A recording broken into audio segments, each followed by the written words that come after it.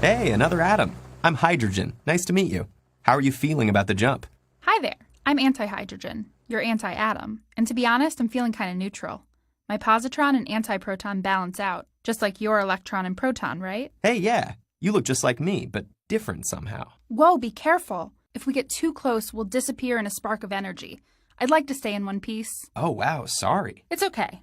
I was just thinking, it's kind of weird for us to be chatting like this before our jump above CERN. Why's that? Well, for starters, how do we know we'll both fall? Of course we'll fall. It's gravity. You know, the force of attraction between masses. I even know how fast we should fall. Galileo showed in that tower experiment that all falling objects accelerate at the same rate, regardless of mass. That's for bigger objects. It's a different story for small particles like us.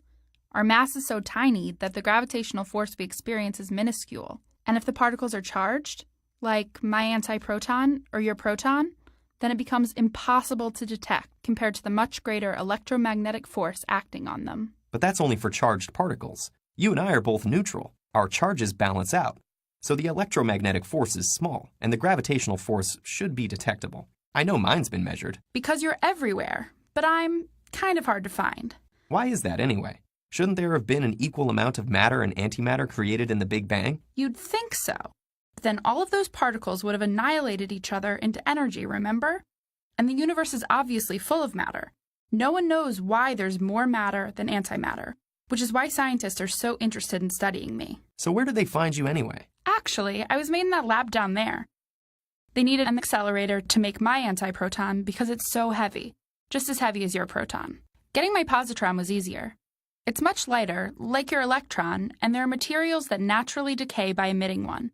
Then they just had to put the two together, and they got me. But it's only recently that they've been able to keep me around long enough to study my properties. And now they've sent you on this jump with me. Hey, wait a minute. That's right. We're reenacting Galileo's experiment, but with matter and antimatter, instead of two objects made of matter. So what's going to happen? Are you going to fall upwards or something? Only one way to find out.